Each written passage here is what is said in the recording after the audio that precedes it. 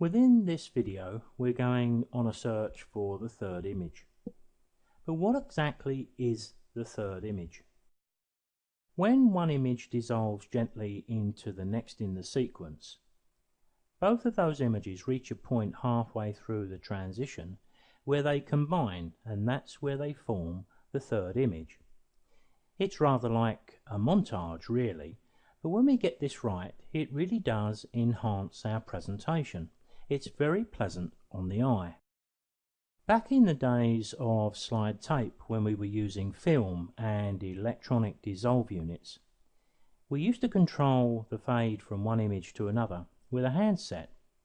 So if we saw a nice looking third image appear, we could pause the fade transition maybe halfway through, and we could hold there for a second or two before finally moving on to the next slide in the sequence. Now I've done it here, but we cannot actually achieve that in the digital world in a slideshow that's running automatically.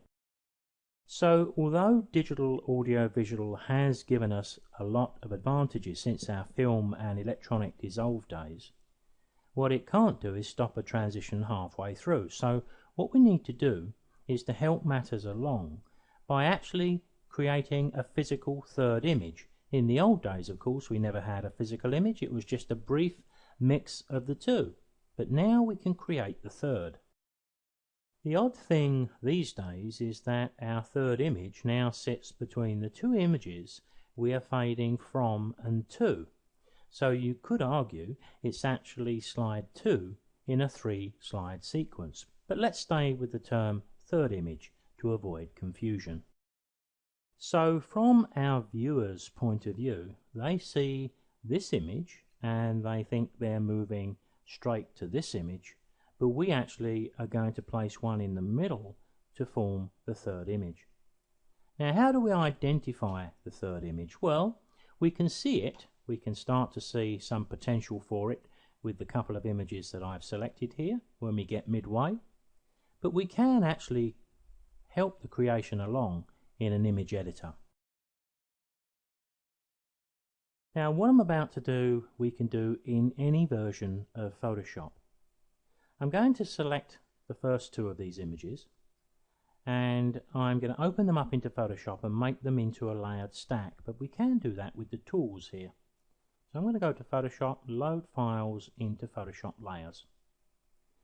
Now when they open up on screen, if I take you to my layers on the right hand side, there you can see both of those. Let me drag these out, it may be more useful to be able to observe what we're doing. So we've got this image in our slideshow and we're going to dissolve onto this one. So what we need to do is to help along that third image. Now there's various ways of doing this and it's a little bit like flying by the seat of your pants, but here's a place to start. Let's select the top layer and start to experiment with the blend modes that we find here. I'm going to just ignore some of them because I'm going to go to the ones that I know often deliver best. So let's have a look at darken, and straight away we've got a result there we could use. But don't stop there. Let's have a look at multiply. And even though this image is a little bit on the dark side, I like it better than the other one, because don't forget we're creating a new image here. So we can amalgamate these two and lighten this a little bit and then use it to become the second image in a batch of 3. But let's carry on. Let's just keep multiply in our thoughts, but go to overlay. Another nice one that we could use straight out of the box here. Let's do that. Let's just look at one or two of the others. Soft light is another good example, and also hard light. And hard light looks pretty good too, doesn't it? Tell you what, we're going to use hard light. So I've not done anything but use the blend mode, so all I've got to do here is to flatten those two together and save this, making sure I don't overwrite one of the other images. Now I need to go in the right place, of course. Let me go back to my various topics. Third image, it's an amalgamation of those, so let's call it third. saving as a JPEG as per normal at level 6. So now we can go back into Pictures to Exe. There we can see our third image, and what I'm going to do is to drag it down in between the two, and I'm just going to set this up using my timeline. And of course in the real world we'll be having to consider the music as well. But we've got our title coming up, I'll leave that as it is, and we've got the first slide coming on screen, and that's fine too. But then after we've seen this for a few seconds, I'm going to have my third image coming up there, but I'm going to have it coming up over quite a long fade on. I'm going to try that and then put this one just maybe a second and a half later, and maybe something like that. Let's test it by just putting the cursor there, and we can watch this in the mini player. Let me get that nicely sized and I'll press play. First image on screen, and now we're getting a look at the third image, and because I've got a long dissolve it's the equivalent of almost holding it, and then of course it drifts on to the next image in the sequence. Now you've got a lot of opportunity of course to adjust these. Sometimes we need the images very close together. I think you have to go with what works visually within the project you're creating. Now let's have a go at these two, and it's not untypical to be putting a slideshow together and suddenly spot the potential, and we've already got the images created and in Pictures to Exe. I'm going to use Ctrl W on that image and it'll open up into Photoshop. Drop back into Pictures to Exe, select the other one, Ctrl W. It opens up both of them from within Pictures to Exe, but it doesn't put them automatically into a layered stack. But all I need is my Move tool here, drag this one out, click drag and drop, and I can close this one down because we've got exactly the same as before, but I need to move this into place, just drag it and it snaps into position. So we've reached a point where we were a few moments ago. So first things first, then we need to do much the same as we did before. We can choose darken, we can choose multiply, not much change there. We can go down to overlay, and we can check all of these to see which ones work. But there's another opportunity here. Let me set this back to normal, because there are times when we get a slightly different view by switching these around. To do that I have to remove the lock just by clicking it, but now I can switch these around, and now I can look at blending this one with this one, just coming at this from a different angle. So let's look again at darken. Darken doesn't look too bad now. Multiply, a little bit darker and a bit more somber perhaps. Let's go straight down to overlay. That looks pretty good. I quite like that, but I always like to look at the favorites first, because you can always select something and then find something better. I think that looked pretty good, overlay. But what we can also do, if we wish, is we can enhance the third image. For example, I could put a layer mask alongside here and mask some of this layer to allow the fire to come through a little bit stronger. We can do that by applying a mask down here, and all we need is black as our foreground colour. We just need a soft brush, flow rate something about 5%, and as you can see, if I just brush over this area, I'll make my brush a bit bigger. I think I could start to lighten it a little bit along here, add a bit more interest around the foreground. So you can see we can help the third image along quite a bit, but each two images are different, but there is a quick and easy way to create another third image. And of course, once we're happy, we flatten them together. But it's a good idea to keep a layered copy for a little while. Sometimes we do something on one day and regret it the next and wish we had the opportunity to adjust. Well, save this as a Photoshop file and you can. But let's assume we're happy here. Flatten, same as before then. Save it as a Photoshop file. call that one third 2, lose the underscore, and level 6, and back into Pictures to Exe. And of course here we have exactly the same thing to do. We would need to drop our third image between the two and go to the timeline and set things up. So once again, it's all going to be down to the individual project and your personal choice, but we'll have that fading on screen over a few seconds. But it's not an image that's going to keep us enthralled for a long time. So perhaps, minute and a second, second and a half, 2 seconds, and we'll have the next image fading on. But generally I increase the fade for that. But there are times when I place the next image very, very close, but don't ever cross them over so you see that red. Always leave a small gap. So let's put the cursor in that position, press play, and at least we get a feel for what we've created here, which is our third image, albeit that it's sitting in the second position.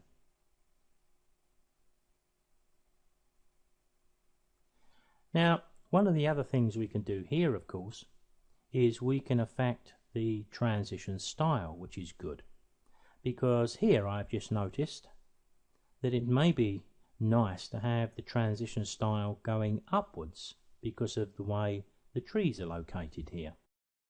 So what I'd like to do with this image is change the transition style. So let me go to my slide options. I'm going to use the page. I want a page up. Oh, I don't want a thickness of the smoothing line that high. Probably something around 35 will do it. Let's click OK to that, and we'll put the cursor back at the start. Let's look at this in the other window. I think this is a little bit bigger here to view it, so we'll start from this one. So there's the first image in our 3-image sequence.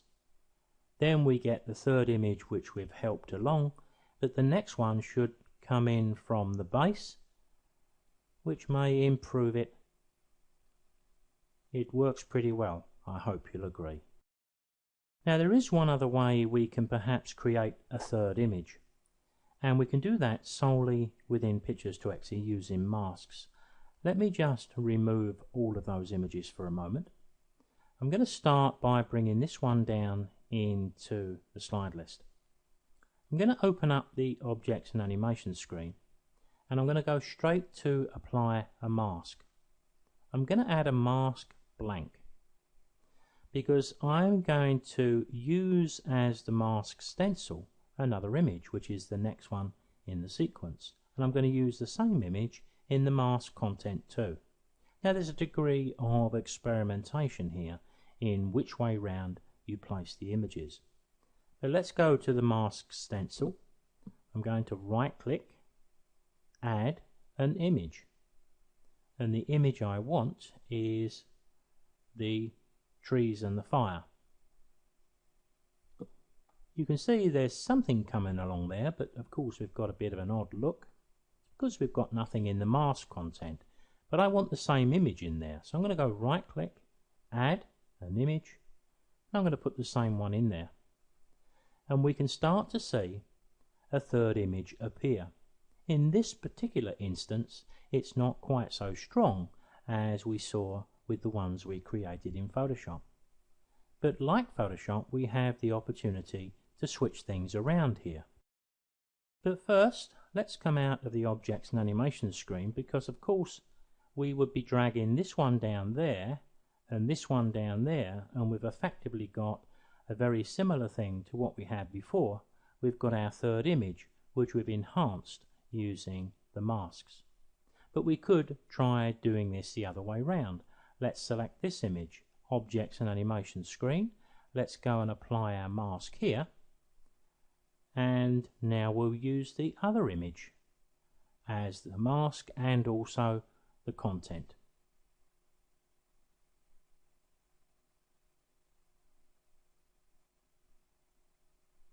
Let me come out of this because we probably need to see. I think it's probably marginally better, so it works better that way around. So this one, maybe we could get rid of that, and our third image is created there. One of the things you can keep in mind when you're out with the camera is we can shoot images with the third image in mind.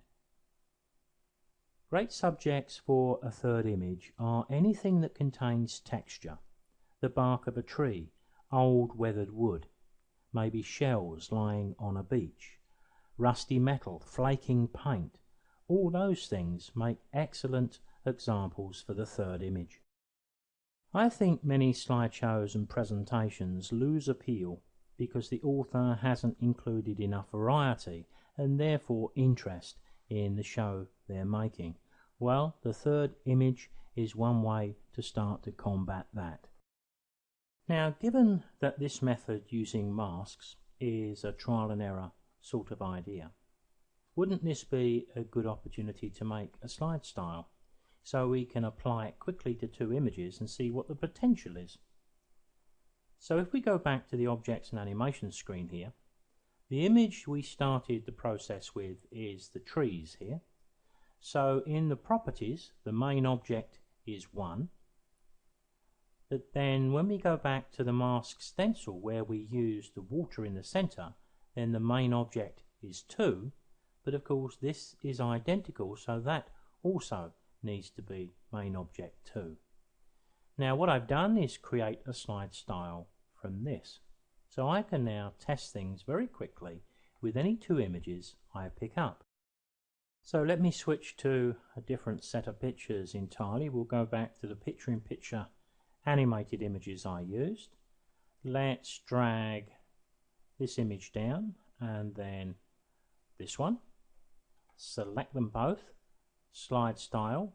I just called this one trial and I called it third image. So let's double click. There you can see the third image. If I hit Ctrl Z, I can switch them around, of course, and try it again because we're going to get a different result a different way round. A nice, quick and easy way to see if this method of creating the third image has any merit.